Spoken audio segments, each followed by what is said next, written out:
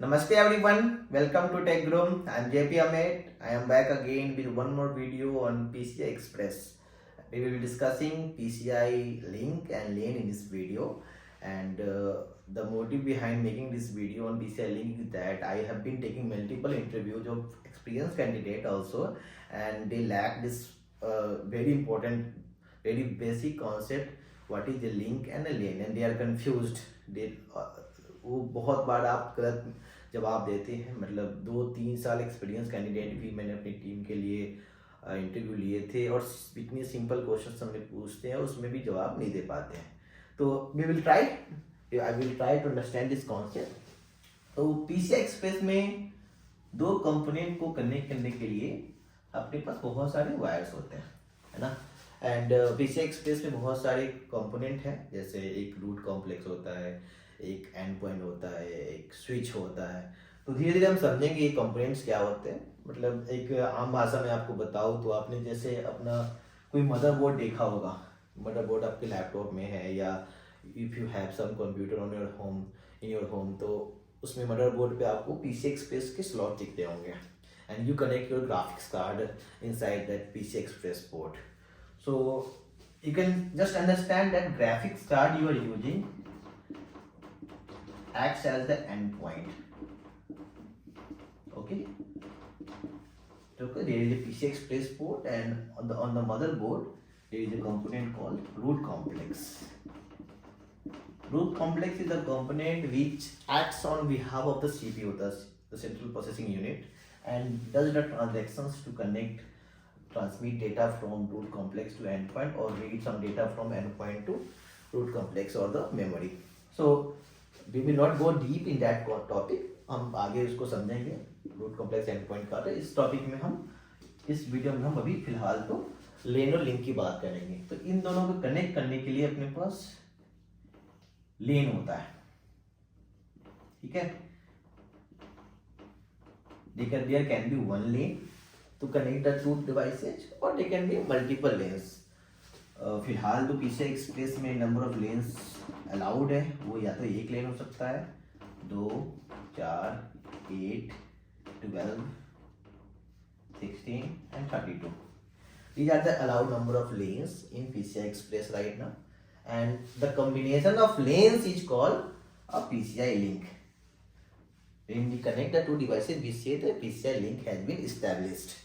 So the definition for link would be a combination of one or more lanes.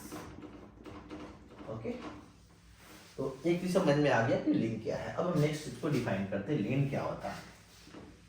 Okay, तो लेन is just a combination of wires. In PCI Express we have 4 wires inside a single lane. ये questions मैंने कितनी बार candidate से पूछता हूँ और उनको पता नहीं होता है कि कितने वायर्स होते हैं, और किसी को पता भी है कि 4 वायर्स होते हैं, but why do we use 4 wires inside a lane? Why not use only one line, one wire, or 2 wires, one for transmission and one for receiving? But in PCI Express we use 2 wires for transmission and 2 wires for reception. Okay, and that's why we call PCI Express as dual simplex. The channel for PCI Express is dual simplex because in one direction you can only transmit. This is a simplex. Okay, and these two also are simplex. Okay, simplex means at a time you can only transmit or receive inside a channel, on a channel. So combination of these two simplex channels makes the PCI Express duplex, or we call it dual simplex.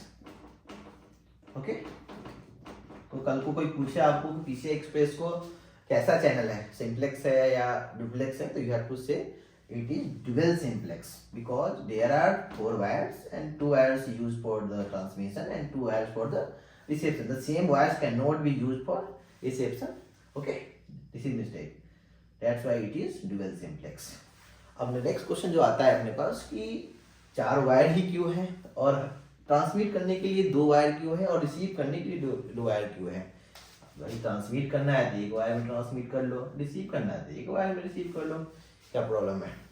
तो उसका भी एक concept है जिसमें हम क्या होता है उसको यूज करते हैं, डिफरेंशियल पेयर ऑफ सिग्नलिंग बोलते हैं, डिफरेंशियल